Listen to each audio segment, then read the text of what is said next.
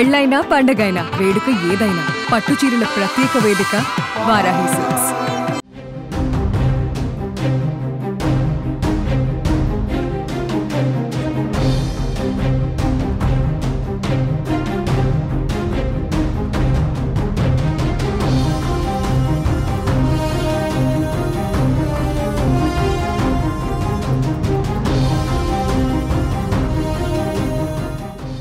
భద్రాచలం వద్ద గోదావరిలో వరద ఉధృతి మరింత పెరిగింది.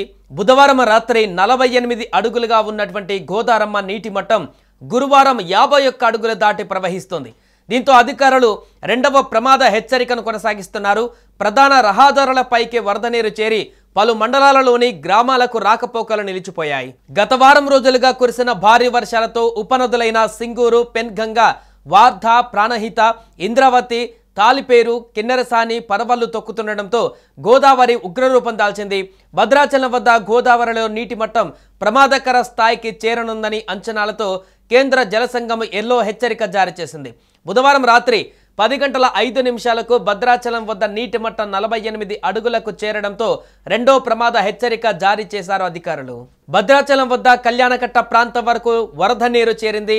స్నానఘట్టాల ప్రాంతంలోని చాలా మెట్లు, విద్యుత్ స్తంభాలు నీటిలో మునిగిపోయాయి.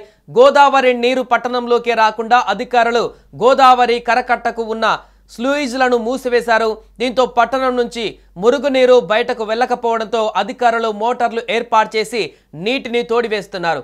ఎగువ ప్రాంతాల నుంచి వస్తున్న వరద నీటి వల్ల ఇంకా నీటి మట్టం పెరిగే అవకాశం ఉందని అధికారులు చెబుతున్నారు.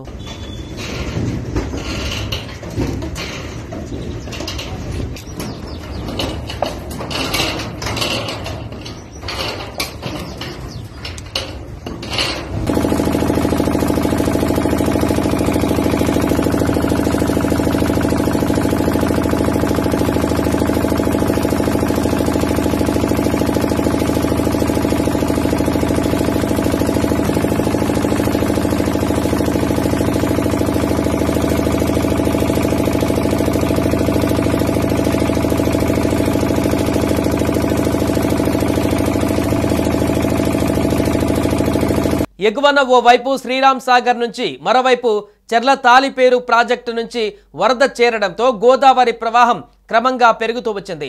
దీంతో బుధవారం రాత్రి 11 గంటలకు 48.30 అడుగులు దాటి ప్రవహిస్తుండటంతో అధికారులు రెండవ ప్రమాద హెచ్చరికను కూడా జారీ చేశారు.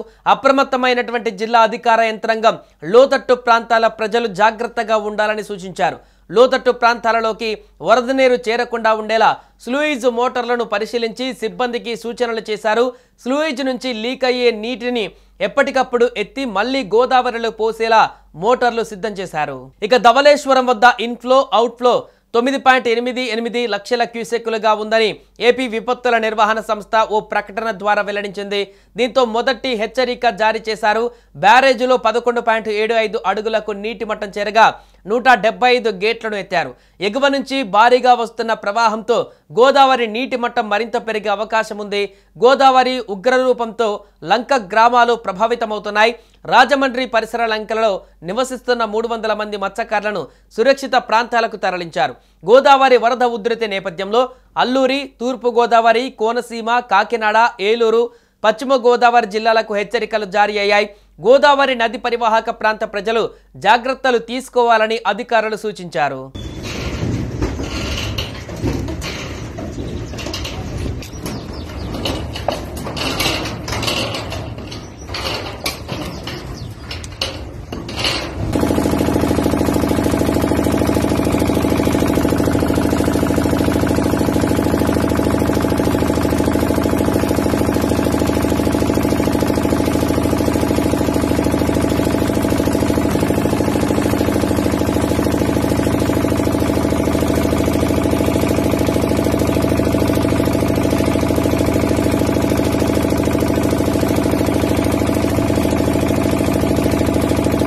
ఇదిలా ఉంటే ఆంధ్రప్రదేశ్, తెలంగాణ రాష్ట్రాలకు మరోసారి భారీ వర్ష సూచన జారీ అయ్యింది.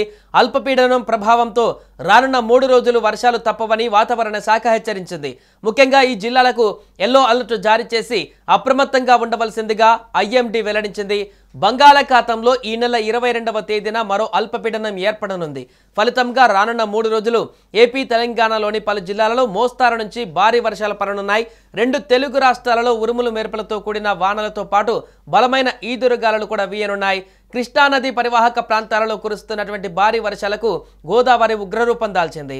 సుమన్ టీవీలో మీ పర్సనల్ అండ్ బిజినెస్ ప్రమోషన్స్ కోసం కింది నెంబర్కి కాంటాక్ట్ చేయండి. డ్రగ్స్, గంజాయి లాంటి చెడు వ్యసనాలకు దూరంగా ఉండండి. తాత్కాలిక ఆనందం కోసం జీవితాలని నాశనం చేసుకోవద్దు. డ్రగ్స్ విక్రయాలు, దందాలు నిర్వహిస్తే 180059996969 టోల్ ఫ్రీ నంబర్ కి కాల్ చేయండి. డ్రగ్స్, గంజాయిని నిర్మూలిద్దాం, భవిష్యత్తును కాపాడదాం.